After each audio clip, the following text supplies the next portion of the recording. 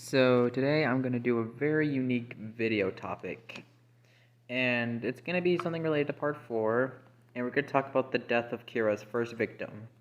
No, I do not mean Arnold nor Remy's parents. I mean Remie. Today we're going to talk about the idea of what if Remie didn't die from Kira? What would happen if she had escaped with Rohan? How would the story change for part 4?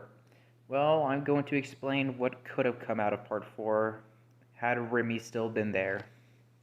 I mean, she was there, but if she wasn't a ghost. So, let's start off with the first two changes to come out of this what if. So, what's the first thing to come out of this idea?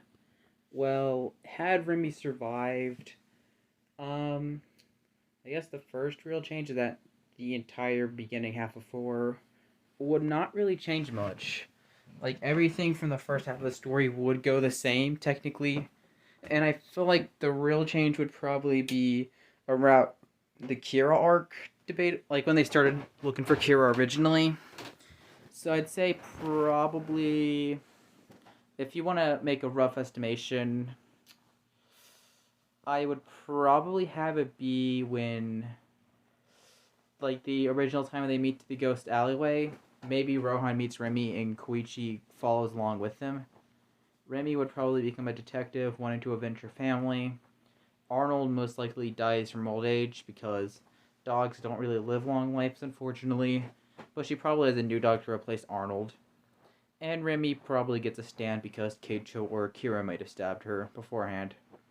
Now, as for her stand, I think you'd have to really look through Remie's personality first.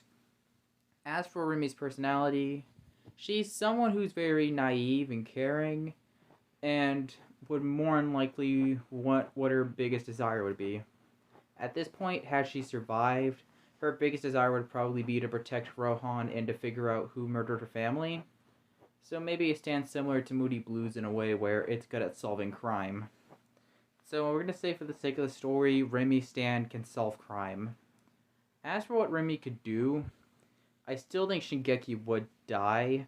The only change is that they would never know who killed Shingeki once the button's revealed, but they wouldn't know that was Kira. So yeah.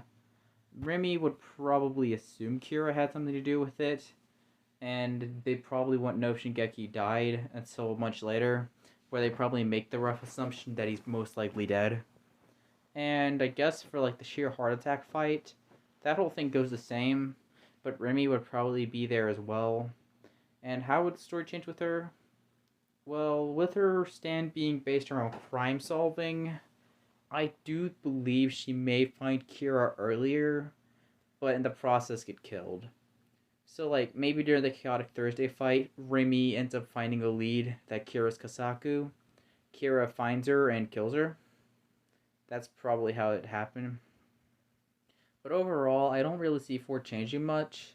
And the only real thing I could see change is that the Thus Spoke series could be a lot more interesting. And had Remie not been killed, and she actually escaped alive, that's very interesting. Now, another interesting case scenario could be the idea of Kira not being a serial killer, and had he not been a murderer, then Remie wouldn't die, so that'd probably just lead to Kira living a normal life without killing people. And the main villain would more than likely probably be Akira. Maybe Rohan, that's debatable.